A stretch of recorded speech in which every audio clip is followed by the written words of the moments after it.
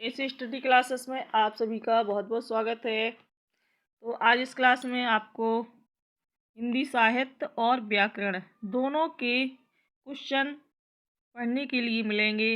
अगर आपको ये वीडियो यूजफुल लगे तो गाइस एक लाइक ज़रूर कर देना। क्वेश्चन दिया है, कामदेव का पर्यायवाची शब्द कौन सा है। इसमें आपको कामदेव का पर्यायवाची शब्द बताना है कौन सा है। सरोज, उरोज, मनोज या फिर पाथोज। कामदेव का जो पर्यायवाची शब्द है, राइट आंसर है मनोज, यानी इसका सी ऑप्शन सही हो जाएगा। जो मनोज है ये कामदेव का क्या है, पर्यायवाची शब्द है। अगर कामदेव के और पर्यायवाची देखे जाए तो अतनु, मदन, मनोभाव, मार, मनसिज, मनमथ, मीन केतु, मकर केतु, कंदप, अनंग, रतिपति, मयन, मकरध्वज और पुष्पधन्वा, ये सभी कामदेव की पर्यायवाची है। जो उरोज है, ये उरोज ये स्तन का पर्यायवाची है। किसका? स्तन का। सरोज और पाथोज, ये सरोज और ये पाथोज, ये कमल की पर्यायवाची है। किसकी? कमल की हैं। राइट आंसर है सी ऑप्शन, इसका कामदेव का पूछा गया है तो कामदेव का कौन सा है? मनोज। अगला क्वेश्चन है कि देवनागरी लिपि का सर्वप्रथम प्रयोग किस राज्य में हुआ माना जाता है। देवनागरी लिपि का सबसे पहले प्रयोग किस राज्य में माना जाता है। महाराष्ट्र, उत्तर प्रदेश, राजस्थान या फिर गुजरात। तो राइट आंसर है डी ऑप्शन, देवनागरी लिपि का सर्वप्रथम वो जो प्रयोग है ये गुजरात की नरेश। कहाँ की? गुजरात। गुजरात की नरेश जय भट्ट की एक शिलालेख में मिलता है। कहाँ पर? जो गुजरात की नरेश थे उनका नाम था जय भट्ट। जय भट्ट की एक शिलालेख में मिलता है। किसका? देवनागरी लिपि का सर्वप्रथम प्रयोग। अगला क्वेश्चन है कि निम्नलिखित में यौगिक शब्द छांटिए। इसमें यौगिक शब्द बताना है। दशानन, परोपकार, चतुर्मुख, गोपाल। सबसे पहले तो आपको यौगिक शब्द की परिभाषा समझनी है कि जो शब्द किन्हीं दो या अधिक, कितने? दो या फिर अधिक सार्थक शब्दों के मेल से बने होते हैं। शब्द भी कैसे होते? सार्थक। सार्थक का मतलब होता है कि जिनका कोई ना कोई अर्थ होता है। तो जो शब्द किन्हीं दो या अधिक सार्थक शब्दों के मेल से बने हों उन्हें यौगिक कहा जाता है। तो इसमें यौगिक शब्द बताना है आपको कौन सा है। तो राइट आंसर है इसका डी ऑप्शन, गोपाल। ये क्या है? यौगिक शब्द है। अगला क्वेश्चन है कि निम्नलिखित में अघोष अल्प प्राण ध्वनि कौन सी होती है। अघोष, अल्प प्राण। अघोष और अल्प प्राण ये दोनों कौन सी ध्वनि है, इसमें से कौन सा सब वर्ण है। आंसर है इसका बताना है झा, ठा, जा या फिर कावता। राइट आंसर है डी ऑप्शन, का और ता। तो इसमें अघोष और अल्प प्राण ध्वनि कौन सी है? इसका आंसर है का और ता। डी ऑप्शन सही हो जाएगा। अघोष व्यंजनों के उच्चारण में स्वन तंत्रियों में झंझनाहट नहीं होती। जैसे अगर हम झा, ठा, जा ये बोलेंगे तो इनमें झंझनाहट होती है, लेकिन जो का और ता है इनमें झंझनाहट नहीं होती। वर्ग के प्रथम व द्वितीय व्यंजन कौन कौन सी? प्रत्येक वर्ग का पहला और दूसरा। वर्गों की संख्या कितनी है? 5। और जैसे का वर्ग है, का वर्ग में आएगा का, खा। इसी प्रकार के का वर्ग, ठीक है, चा वर्ग, ता वर्ग, ता वर्ग और पा वर्ग, ये सभी क्या है? इनके वर्ग हैं। तो प्रत्येक वर्ग का पहला और दूसरा व्यंजन अघोष होता है। पहला और दूसरा व्यंजन क्या होता है? अघोष। और पहला और तीसरा और पंचम वर्ण को अल्प प्राण कहते हैं। तो देखिए ये जो का है ये प्रत्येक वर्ग का पहला है, तो ये अघोष भी है और अल्प प्राण भी है, और इसी प्रकार से जो ता है ये अघोष भी है और अल्प प्राण भी है। प्रत्येक वर्ग का पहला और तीसरा और पांचवा ये तीनों अल्प प्राण होते हैं, और पहला और दूसरा ये अघोष होते हैं प्रत्येक वर्ग का। तो इसका आंसर है डी ऑप्शन। अगला क्वेश्चन है कि दृग उर्जत टूटत कुटुम जुरत चतुर चित प्रीति परत गांठ दुर्जन हिय दई नई यह रीति। उक्त दोहे में प्रयुक्त अलंकार है। इस दोहे में अलंकार पूछा गया है, कौन सा है? विषम, असंगति, व्यतिरेक या फिर निदर्शना। तो इसका जो आंसर है बताना है आपको। तो आंसर क्या हो जाएगा इसमें? असंगति अलंकार। दृग उलझत टूटत कुटम जुरत चतुर चित प्रीत परत गांठ दुर्जन हिय दई नई यह रीति। इसमें जो अलंकार है वो है असंगति अलंकार। बी ऑप्शन सही हो जाएगा। अब असंगति अलंकार की परिभाषा क्या होती है? जहां पर कारण और कार्य यानी कि कारण और कार्य, कारण और कार्य में संगीत यानी कि संगति ना हो, वहां पर असंगति अलंकार होता है। कारण और कार्य में क्या ना हो? संगति ना हो। जहां पर असमान और असंगत संगठन का संकेत किया जाता है वहां पर विषम अलंकार होता है। जो विषम अलंकार है इसकी परिभाषा क्या है? कि जहां पर असमान और असंगत संगठन का संकेत किया जाता है वहां विषम अलंकार होता है।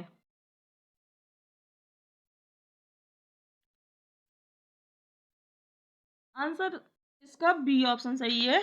अगला क्वेश्चन है कि रामविलास शर्मा की आत्मकथा अपनी धरती अपने लोग, ये किसकी आत्मकथा है? रामविलास शर्मा की।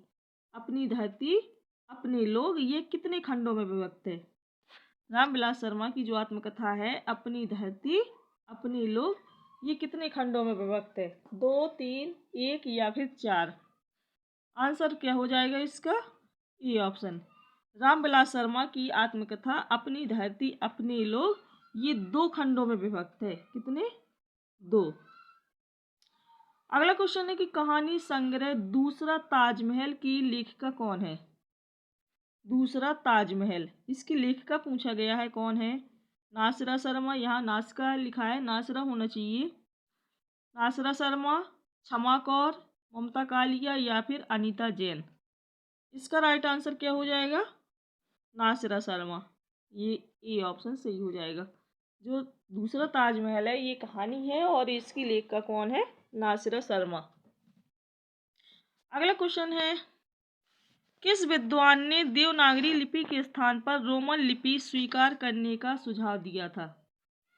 किस विद्वान ने देवनागरी लिपि के स्थान पर रोमन लिपि स्वीकार करने का सुझाव दिया था? बताना है आपको। सुनीति कुमार चटर्जी, महात्मा गांधी, काका कालेलकर या फिर Vinoba Bhave.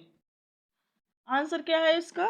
E option, Suniti Kumar Chatterjee. Doctor Suniti Kumar Chatterjee ने देवनागरी लिपि के स्थान पर रोमन लिपि को स्वीकार करने का सुझाव दिया था। किसने? सुनीति कुमार चटर्जी ने। मोस्ट इम्पोर्टेंट क्वेश्चन है फ्रेंड्स ये सारे, तो नोट करते चलिए। सबसे पहले तो आप लोग एक बात बताइए फ्रेंड्स, क्या आप लोगों को ये वीडियो आपके एग्ज़ाम के लिए हेल्पफुल नहीं लगता है? आप लोग वीडियो तो देख लेते हो, ना ही लाइक करते हो और ना ही चैनल को सब्सक्राइब करते हो। तो अगर आपको ये वीडियो थोड़ा सा भी हेल्पफुल लगे तो प्लीज़ लाइक ज़रूर कर दिया करो ताकि हमें भी मोटिवेशन मिलता रहे।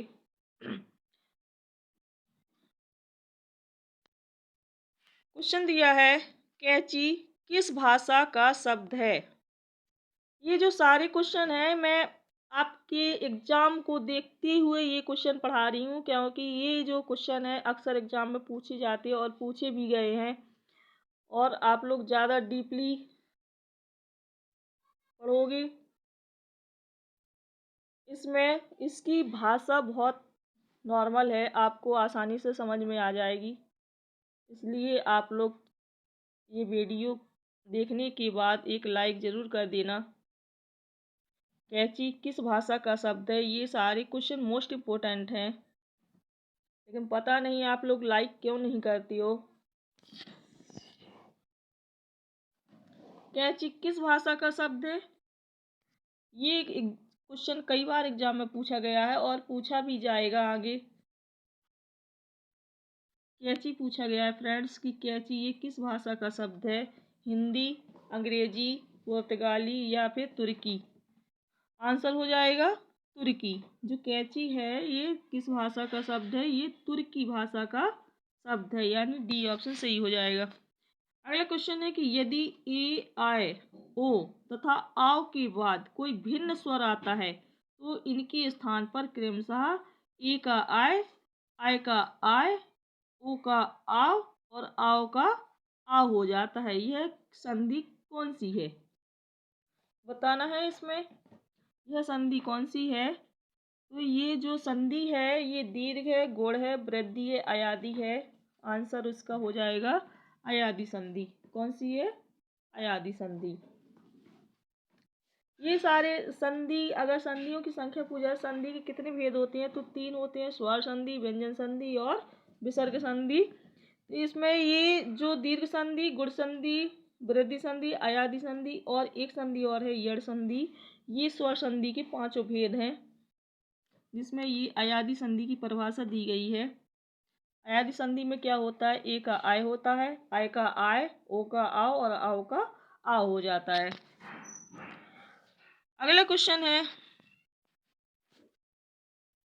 भाषा के संबंध में असत्य कथन कौन सा है। भाषा के संबंध में असत्य कथन, भाषा सामाजिक संपत्ति है, भाषा परिवर्तनशील है, भाषा अनुकरण सादृश्य है या फिर भाषा पैतृक संबंधी है। आंसर इसका हो जाएगा कौन सा, असत्य कथन पूछा गया है इसमें कि कौन सा कथन गलत दिया गया है।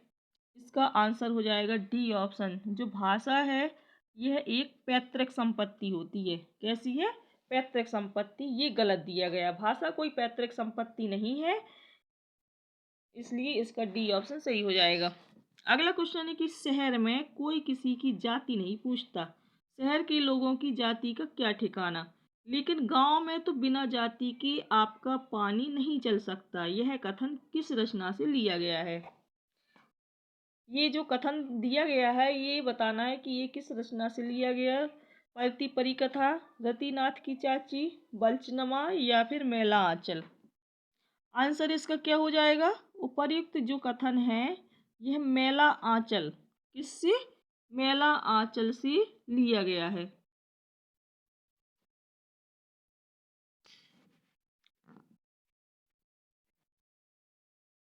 अगला क्वेश्चन है, श्री राम की बोलती प्रतिमा रचना की विधा है। जो बोलती प्रतिमा है ये श्री राम शर्मा की रचना है और ये किस रचना की विधा है, ये रचना क्या है बताना है। रेखा चित्र है, संस्मरण, आत्मकथा या फिर जीवनी। आंसर इसका हो जाएगा ए ऑप्शन, रेखा चित्र। क्या है यह, एक रेखा चित्र है। श्री राम शर्मा की बोलती प्रतिमा एक क्या है, रेखा चित्र है।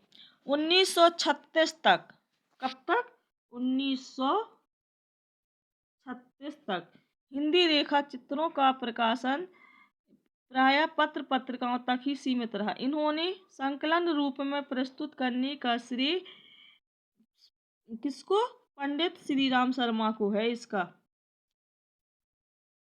जो बोलती प्रतिमा है किसकी, श्री राम शर्मा की, यह 1927 में प्रकाशित हुई थी। कब, 1927 में, यह 1927 में प्रकाशित हुई थी।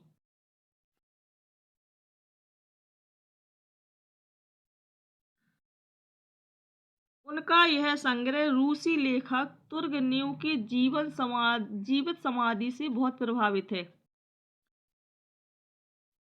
किसका, श्री राम शर्मा का। अगला क्वेश्चन है कि ब्रज भाषा के आधुनिक कालीन प्रसिद्ध कवि कौन है। इसमें मैथिली शरण गुप्त, हरिऔध, जगन्नाथ दास रत्नाकर या फिर भारतेंदु हरिश्चंद्र। तो ये इस ब्रजभाषा के आधुनिक कालीन प्रसिद्ध कवि का नाम पूछा गया, कौन है? आंसर है सी ऑप्शन, जगन्नाथ दास रत्नाकर। आधुनिक ब्रजभाषा के कवियों में जगन्नाथ दास रत्नाकर को बहुत मूर्धन स्थान प्राप्त है। अगला क्वेश्चन है कि भई गति सांप छछूंदर केरी, इस लोकोक्ति का अर्थ बताना है। भई गति सांप छछूंदर केरी, ये क्या एक लोकोक्ति है, इसका अर्थ क्या होगा? सांप और छछूंदर जैसा होना, सांप का छछूंदर जैसा होना, दुविधा में पड़ जाना या फिर छछूंदर का सांप हो जाना। आंसर इसका हो जाएगा सी ऑप्शन, दुविधा में पड़ जाना। भई गति सांप छछूंदर केरी, इसका अर्थ है दुविधा में पड़ जाना। हरिबिंदी, यह किस साहित्यकार की कहानी है? कौन सी रचना है ये? हरिबिंदी। और इसी के साहित्यकार या रचनाकार का नाम पूछा गया है। मैत्री पुष्पा, उषा प्रेमवदा, मृदुला गर्ग या फिर मन्नू भंडारी। आंसर हो जाएगा सी ऑप्शन, जो हरिबिंदी है ये मृदुला गर्ग की रचना है। किसकी? मृदुला गर्ग की। सी ऑप्शन सही हो जाएगा। अगला क्वेश्चन है कि राम की गाय बहुत काली है, इस वाक्य में काली शब्द क्या है? काली शब्द क्या है इसमें? सर्वनाम, क्रिया, विशेषण या फिर प्रविशेषण? राम की गाय बहुत काली है, तो इसका जो आंसर है वो हो जाएगा विशेषण। क्या है? विशेषण। किसी व्यक्ति या वस्तु के रंग, आकार, अच्छाई, बुराई आदि को बताने वाले शब्द गुणवाचक विशेषण कहलाते हैं। राम की गाय बहुत काली है, इसमें काली शब्द क्या है? ये गुणवाचक विशेषण है।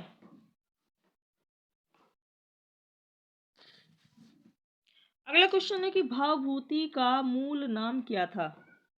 भावभूति का मूल नाम श्रीपति, दामोदर, श्रीकंठ या फिर नीलकंठ? आंसर है सी ऑप्शन, भावभूति का मूल नाम श्रीकंठ था। क्या था फ्रेंड्स? श्रीकंठ। सी ऑप्शन सही हो जाएगा। भावभूति के द्वारा 3 नाटक लिखे गए। किसके द्वारा? 3 नाटक। किसके द्वारा? भावभूति के द्वारा। एक था मालती माधव, महावीर चरित और उत्तरामचरितम। अगला क्वेश्चन है कि शेष कादम्बरी उपन्यास की लेखिका कौन है? शेष कादम्बरी मृदुला गर्ग, उषा प्रेमवदा, मन्नू भंडारी या फिर अलका सराबगी? आंसर है इसका डी ऑप्शन, अलका सराबगी। ये शेष कादम्बरी उपन्यास की क्या है? लेखिका है।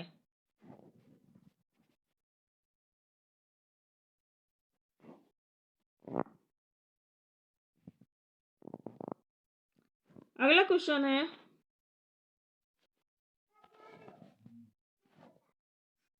उत्तर प्रदेश सरकार द्वारा गठित लिपि सुधार परिषद की 28-29 नवंबर 1953 को हुई बैठक की अध्यक्षता किसने की थी? बताना है। तत्कालीन उपराष्ट्रपति डॉक्टर जाकिर हुसैन या फिर तत्कालीन उपराष्ट्रपति डॉक्टर सर्वपल्ली राधाकृष्णन, तत्कालीन उपराष्ट्रपति डॉक्टर बीवी गिरी या फिर तत्कालीन उपराष्ट्रपति डॉक्टर बीवी जत्ती ने?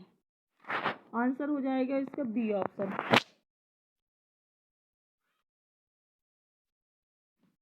तत्कालीन उपराष्ट्रपति डॉक्टर सर्वपल्ली राधाकृष्णन ने। अगला क्वेश्चन है कि प्रिय स्वतंत्र रव अमृत मंत्र नव, इस पंक्ति वाली कविता का संबंध किससे है? या ये जो कविता है, ये पंक्तियां दी गई हैं, ये किस कवि की हैं? जयशंकर प्रसाद, भवानी प्रसाद मिश्र, सुमित्रा नंदन पंत या फिर सूर्यकांत त्रिपाठी निराला? आंसर इसका क्या हो जाएगा? प्रिय स्वतंत्र राव अमृत मंत्र नव। ये किस कवि की है? तो ये है किसकी? सूर्यकांत त्रिपाठी निराला की। अगला क्वेश्चन है कि देवनागरी लिपि का विकास माना जाता है किससे? देववाणी से, खरोष्ठी से, ब्राह्मी से या फिर सिंधु लिपि से? तो देवनागरी लिपि का जो विकास है ये ब्राह्मी लिपि से माना जाता है।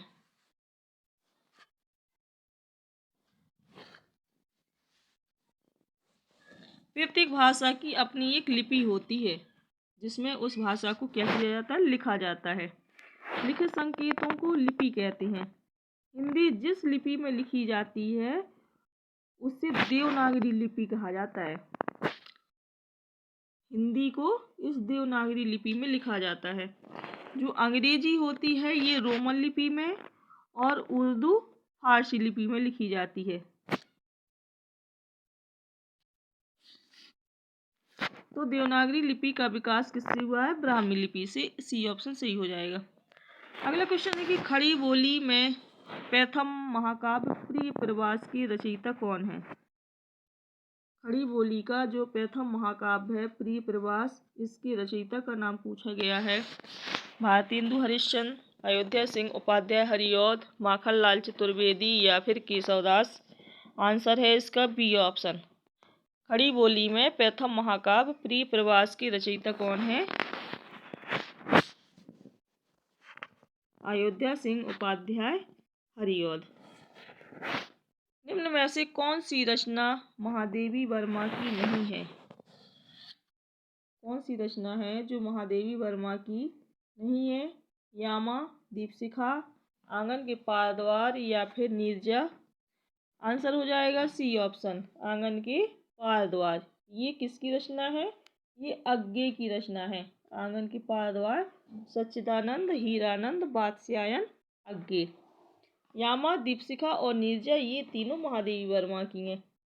हिंदी में व्यंग्यकार नहीं है। इनमें से बताना है कौन से लेखक हिंदी में व्यंग्यकार नहीं माने जाते हैं। रविन्द्रनाथ त्यागी, अज्ञे, लतीफ घोंगी या फिर हरिशंकर परसाई। आंसर है इसका बी ऑप्शन, अज्ञे। जो अज्ञे है ये हिंदी में व्यंग्यकार नहीं है। अगला क्वेश्चन है कि विष्णुकांत शास्त्री की प्रसिद्ध गद्य काव्य कृति का नाम क्या है। विष्णुकांत शास्त्री की प्रसिद्ध गद्य काव्य कृति का नाम पूछा गया है। पूजा, शुभ्रा, कुछ चंदन की कुछ कपूर, दोपहरिया के फूल। आंसर हो जाएगा सी ऑप्शन, कुछ चंदन की कुछ कपूर की। ये किसकी रचना है, विष्णुकांत शास्त्री। अगला क्वेश्चन है कि भवभूति की रचना का नाम क्या है। उत्तर रामचरितम, उत्तर रामायण, रामचरित या फिर हर्षचरितम। आंसर क्या हो जाएगा, भवभूति की इसमें रचना का नाम पूछा गया है तो है ए ऑप्शन सही हो जाएगा, उत्तर रामचरितम। फ्रेंड्स, अगर आपको ये वीडियो हेल्पफुल लगा हो तो प्लीज़ लाइक ज़रूर कर देना और आप हमारे चैनल पर नए हैं तो चैनल को सब्सक्राइब कर लीजिए।